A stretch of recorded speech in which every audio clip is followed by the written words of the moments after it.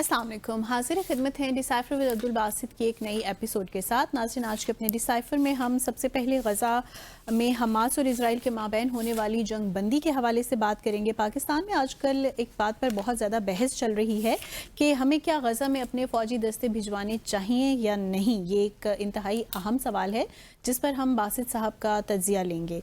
और प्रोग्राम के दूसरे हिस्से में हम अफ़गानिस्तान और पाकिस्तान के माबैन होने वाली आर्जी जंग बंदी पर बात करेंगे और वज़ीर दिफा ख्वाजा आसिफ साहब के बयान या के बयानात पर मज़ीद भी बात होगी, जिन्होंने दफ्तर ख़ारिजा के मुकाबले में बहुत सख्त रवैया जो है वो इख्तियार किया हुआ है, और क्या उनका ये रवैया अफ़गानिस्तान की जो हुकूमत है उसको मुतासिर कर रही है। प्रोग्राम के तीसरे हिस्से में हम रुख करेंगे जनूबी कोरिया की जानिब, जहां सदर ट्रंप और सदर शी जिनपिंग के माबैन एक इंतहाई अहम मुलाकात हुई है। मुलाकात के नताइज का जायज़ा लेते हुए हम ये भी जानेंगे कि क्या अमेरिका और चीन ताल्लुकात को भारत और पाकिस्तान के अंदर किस नज़र से देखा जा रहा है।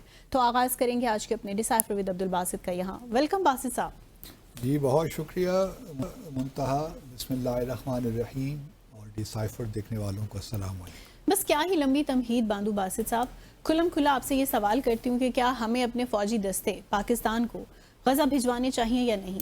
दो कि आपने प्रीवियस प्रोग्राम्स में भी बड़ा वाज़े मौक़िफ़ जो है वो अपनाया था, इस पे नाज़रीन के साथ शेयर भी किया था। क्या आप स्टिल उसी मौक़िफ़ पर कायम हैं या कि कुछ चेंज आया है उसमें? जी आपने अच्छा किया, बराह रास्त सवाल कर लिया, लेकिन मुझे इस बात में खुशी है कि जो मौक़िफ़ हमने पहले दिन से अपनाया हुआ था डिसाइफर में, अब बहुत से लोग उसी तरह इस मामले को देख रहे हैं। सही। या देखना शुरू कर दिया है। सही। 13 अक्टूबर को, जैसा आप जानती ही हैं और हमारे नाज़रीन भी जानते हैं, कि शर्म उल शेख में एक समिट हुई जी। उसको कहा गया पीस समिट कहा गया। और वहाँ, बल्कि वहाँ तो नहीं, उससे पहले जो है 29 सितंबर को जब एक प्लान 20 पॉइंट जो ट्रम्प का पीस प्लान है जी जी। वो वहाँ पे उसको रिलीज़ किया गया, तो उसके बाद एक बहस ये चल पड़ी है पाकिस्तान में भी, क्योंकि उस प्लान के भी बहुत से फेजेस हैं, 3-4 फेजेस हैं। देखिए, पहला फेज़ ही मुश्किल में पड़ा हुआ है इस वक्त। जो सीज़ फायर एग्रीमेंट हुआ है, वो सीज़ फायर एग्रीमेंट कहाँ, ट्रैप था। 13 अक्टूबर से जब सीज़ फायर एग्रीमेंट हुआ, उससे लेकर आज तक तकरीबन 210 फ़लस्तीनी शहीद हो गए हैं। बिल्कुल। और इसराइल ने स्ट्राइक्स भी की हैं गज़ा पे। और ये अजीब सा सीज़ फायर है कि जब इसराइल का जी चाहता है वो गज़ा पे बमबारी शुरू कर देता है और फिर कहता है कि जी अभी सीज़ फायर कायम है। ये कोई अजीब सा सीज़ फायर है ना। जब उसका जी चाहे उसने बमबारी कर दी, मासूम लोगों को शहीद कर दिया, और फिर कहे कि जी ये सीज़ फायर तो जारी है। अच्छा, इसराइल का कहना है कि जी हमास जो सीज़ फायर एग्रीमेंट की शराइत थी उनको पूरा नहीं कर रहा। इसराइल ने 20 जो लिविंग, जो ज़िंदा इसराइली यरगमाली थे या कैदी उनके पास थे, वो तो उन्होंने वापस कर दिए। उसके बाद 28 मरे हुए जिनकी लाशें थीं, वो उसमें से भी 28 से भी बहुत 17 के करीब वापस हो गई, या 13 रह गई थी। गुज़श्ता रोज़ 2 भी उन्होंने वापस कर दी। अब इस हमास का कहना ये है कि इतना रबल है, मलबा का ढेर है, और उनके लिए मुमकिन ही नहीं है कि वो बग़ैर हैवी मशीनरी के, इक्विपमेंट के उन लाशों को निकाल सकें। और अमेरिका भी इस बात को मानता है, लेकिन इसराइल मानने को तैयार नहीं है। अच्छा, अब एक कोई इसराइली, अच्छा ये चलिए उसमें बाद में आता हूँ। इसराइली इस बात को मानने को तैयार नहीं है। वो कह रहे हैं कि जी ये जानबूझकर हमास जो हैं वो हमारी जो लोग मर गए हैं उनकी लाशें वापस नहीं कर रहे। मीनवाइल अगर इसराइल अपने आप को देखे, एक तरफ तो उसने एयर स्ट्राइक्स भी की गज़ा में, दूसरी जानिब जो एक और बड़ी शर्त थी इसी सीज़ फायर एग्रीमेंट की हद तक, कि इसराइल जो ह्यूमैनिटेरियन इमदाद आ रही है रफ़ा क्रॉसिंग से, इजिप्ट से, वो 600 ट्रक्स रोज़ाना की बुनियाद पर अलाउ करेगा। 13 अक्टूबर से लेकर अब तक सिर्फ 24,000 टन ह्यूमैनिटेरियन असिस्टेंस अभी तक गज़ा में आई, जो कुछ भी नहीं है। तो इसराइल भी तो अपनी जो उसकी ऑब्लिगेशंस है, जिम्मेदारियां हैं, इस सीज़ फायर एग्रीमेंट उनको पूरा नहीं कर रहा ना।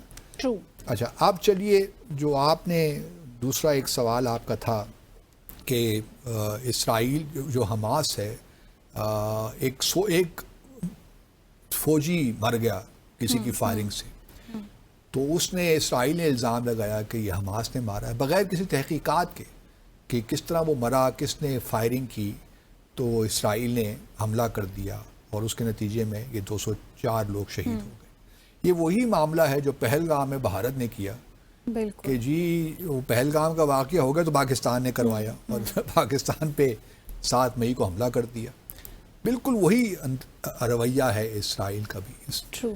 اچھا، اسرائیل کا ایک اور دیکھیے، جو آپ کا پہلا سوال تھا، اوریجنل جو سوال تھا، اس سے میں آ جاتا ہوں کہ کیا پاکستان کو اپنی فوجیں بھجوانی چاہیے کہ نہیں بھجوانی چاہیے. اب اس کے 2-3 ایسپیکٹس ہیں جن کو ہمیں اپنے سامنے رکھنا ہے. پہلی بات تو یہ ہے کہ ابھی جو سو کالڈ پیس پلان ہے 20 پوائنٹ پلان، اس کے پہلے فیز پہ تو ایگریمنٹ ہو گیا. حماس نے بھی اپنی جو ہے آبلیگیشنس حماس نے پوری کر دیں، فوجی واپس کر دیے. 9 لاشیں بھی ان کے پاس یا 11-10 لاشیں باقی ہیں، وہ بھی جب ان کو ملیں گی. گزشتہ روز 2 لاشیں انہوں نے واپس کی ہیں، تو جو وہ ملیں گی واپس ہوتی جائیں گی. اب اسرائیل کی جہاں تک بات ہے، وہ ہم نے پہلے بھی کہا کہ اسرائیل نے بھی جو 2000 کے قریب فلسطینی پرزنرز تھے ان کے پاس، وہ ان کو واپس کر دیے. صحیح. لیکن جو ہیومینیٹیرین اسسٹنس ہے واپس نہیں کر رہے. اب دوسرا فیز ابھی آنا ہے اور اس پہ بھی کوئی اتفاق نہیں ہوا. یہ الگ بات ہے کہ قطر، ایجپٹ، ترکی، پاکستان، ہم سب نے اس پلان کو ویلکم کر دیا ہے. لیکن یاد رہے کہ جو حماس نے اپنا ریسپانس دیا تھا ایک پریس اسٹیٹمنٹ کے تحت، انہوں نے یہ کہا تھا کہ ہم سیز فائر تو کرنے کے لیے تیار ہیں اور یہ بھی تیار ہیں کہ ہم کسی جو ٹیکنوکریٹس کی حکومت بنے گی اس کا حصہ نہیں بنیں گے، لیکن باقی باتیں، خاص طور پہ جو حماس کو ڈس آرم کرنے کی باتیں ہو رہی ہیں، اس پہ ابھی ہم ایگری نہیں کر سکتے. وہ نیگوسیشنز پر ہم چھوڑیں گے کہ جب پہلے فیزز مکمل ہوں گے تو اس کے بعد ہم دیکھیں گے اور پھر ہم نیگوشیٹ کریں گے، مذاکرات کریں گے کہ کیا ہے ممکن ہے، نہیں ممکن، اگر ہے تو کس طرح ہے، نہیں ہے تو کس طرح ہے، اس سے کیا ریپرکشنز ہیں، امپلیکیشنز ہیں. ابھی اس پہ کوئی معاہدہ نہیں ہوا. گو کہ پاکستان اور باقی ممالک تو بہت اس کو ویلکم کر رہے ہیں، لیکن حماس نے بھی اس پہ اتفاق نہیں کیا. اس لیے ابھی تو ہم نے یہ دیکھنا ہے کہ جو پہلا فیز ہے وہ مکمل طور پہ یا اسموتھلی وہ آگے بڑھتا ہے کہ نہیں بڑھتا. کیونکہ جب تک ہیومینیٹیرین اسسٹنس نہیں، جب تک یہ سارے معاملات نہیں ہوتے، اس وقت تک لگتا نہیں ہے کہ پہلا فیز ہی کمپلیٹ ہوگا. اور جب تک تمام لاشیں نہیں مل جاتی ہیں اسرائیل کو. اب اس سارے معاملے میں اگلے ہفتے میرے خیال میں ترکی میں ایک اجلاس ہو رہا ہے ان 8 ممالک، مسلم ممالک کا، جنہوں نے ٹرمپ سے ملاقات کی تھی 23 ستمبر کو نیو یارک میں. اس میں پاکستان بھی شامل ہے. اور ہم نے اس وقت بھی کہا تھا کہ ٹھیک ہے، ہمارے لیے ایک اچھی بات ہے کہ ہمارا کلاؤڈ بھی بڑا، ہماری ایک پہلی بھی انگیجمنٹ تھی گلف کنٹریز ہیں، مڈل ایسٹ میں، ہم ٹریڈیشنلی انوالوڈ رہے ہیں، تو ایک ہمارے رول کو ایکنالج کیا گیا پاکستان کو. لیکن اب ہمیں اسٹیبلائزیشن، جو انٹرنیشنل اسٹیبلائزیشن فورس کی بات ہو رہی ہے، کیا پاکستان کو اس کا حصہ بننا چاہیے کہ نہیں بننا چاہیے. میں ان کو 2-3 حوالوں سے دیکھتا ہوں. پہلے دیکھیے، پہلے تو اس پہ بات کرنا ٹھیک ہے، فریم ورک ہم بنا سکتے ہیں. اگر ترکی میں ملاقات ہو رہی ہے 8 فارن منسٹرز کی تو اچھی بات ہے، وہاں تھوڑا سا ہم کوئی میکنزم ایوالو کر لیں، یا کوئی فریم ورک ہمارے ذہن میں ہے، یا کوئی رولز طے ہونے ہیں، کوئی پروسیجرز طے ہونے ہیں، کون سا ملک کتنے فوجی بھجوائے گا. اور یہ بھی عجیب بات ہے کہ اسرائیل نے پہلے سے ہی ترکی کے فوجیوں کو کہہ دیا کہ ہم ان کو ایکسیپٹ نہیں کریں گے. صحیح. لیکن یہ حیرت کی بات ہے کہ پاکستان پہ کوئی آبجیکشن نہیں ہے اسرائیل کو. یہ بڑی اہم بات ہے. یہ بھی یاد رہے کہ ترکی جو ہے اس نے پہلے سے ہی اسرائیل کو تسلیم کیا ہوا ہے. ان کے تعلقات بھی ہیں، ڈپلومیٹک تعلقات بھی ہیں. یہ تو بڑی عجیب بات ہو گئی ہے. پاکستان کے نہیں ہیں. پاکستان کے ہم نے ان کو تسلیم ہی نہیں کیا ہوا. ہمارے پاسپورٹ میں ایک واحد ملک ہے جس میں لکھا ہوتا ہے کہ اسرائیل ویلڈ نہیں ہے. جی بالکل. لیکن ہمارے فوجیوں پہ کوئی ان کو اعتراض نہیں ہے. کیوں؟ یہ بھی انٹرسٹنگ بات ہے. وقت کے ساتھ پتہ چل جائے گا کیوں. لیکن یہ بھی یاد رہے کہ سارے پیس پلان میں اسرائیل غزہ پہ اس کا پھر بھی 15 سے 20% جو غزہ میں ہونا، اسرائیلی فوجی موجود رہیں گے. صحیح. اسرائیل اب پہلے تو یہ ہے نا کہ پتہ چلے کہ اگلا فیز ہوگا کہ نہیں ہوگا. اگر حماس ایگری کر جاتا ہے کہ جی ٹھیک ہے ہم ڈسارم کرنے جا رہے ہیں، جو کہ میں سمجھتا ہوں کہ ان کو نہیں کرنا چاہیے. میں بڑی ذمہ داری کے ساتھ کر رہا ہوں کیونکہ حماس کی ایک جد و جہد ہے نا, اور جد و جہد ہے فورن آکوپیشن کے خلاف. بالکل. اور فورن آکوپیشن کے خلاف جد و جہد, مسلح جد و جہد بھی بالکل الاؤڈ ہے انٹرنیشنل لاء میں. تو پہلے تو یہ حماس, مجھے نہیں معلوم کہ اگر وہ اپنے آپ کو ڈسارم کرنا چاہتے ہیں, وہ ایکسیپٹ کر لیتے ہیں اس کنڈیشن کو, پھر میرے حساب سے تو فلسطین کی جو جد و جہد ہے, کم از کم عسکری جد و جہد, وہ تو ختم ہو گئی. صحیح. اور صحیح.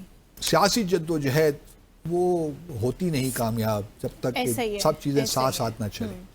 تو میرا اپنا خیال یہ ہے کہ شاید حماس اس پہ کبھی ایگری نہ کرے, اور اگر وہ ایگری نہیں کرتا تو پھر تو پاکستانی دستے جو ہیں یا پاکستانی فوجیوں کو وہاں نہیں بھیجوانا چاہیے.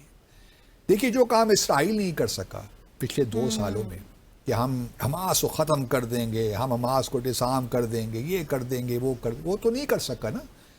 فلسطینیوں نے 70,000 لوگوں کی قربانیاں دی ہیں نا, اور پورا غزہ برباد ہو گیا, لیکن حماس تو ڈسارم نہیں ہوا.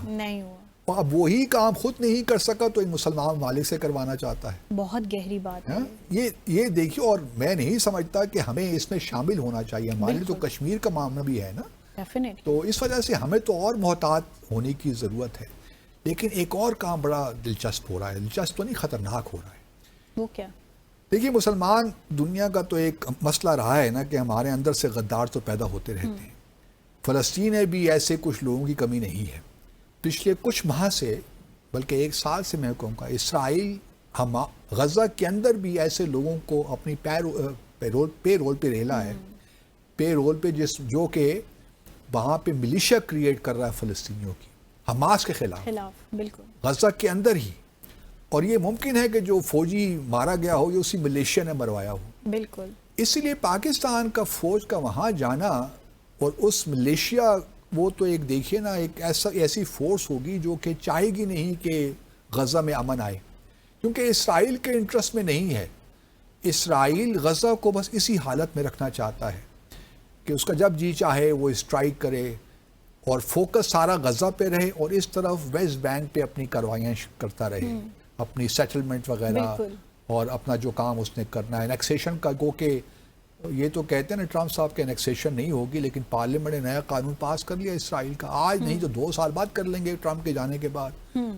کس نے دیکھا ہے پھر 4 سال کے بعد کیا ہوتا ہے. یہ تو ایک لانگ ٹرم پلان ہے نا, یہ کوئی آج یا کل کی بات تو ہم نہیں کر رہے.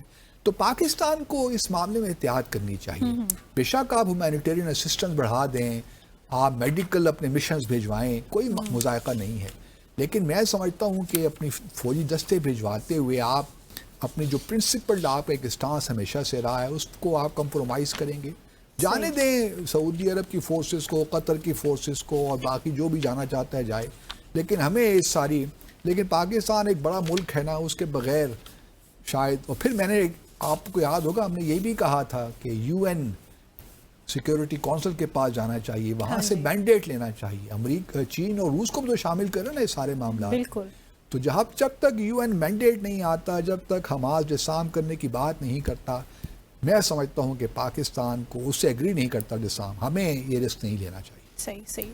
ناظرین یہاں لیں گے مختصر سا وقفہ, بریک کے بعد واپس آئیں گے اور شامل کریں گے اپنے دیگر اہم موضوعات. Stay with us.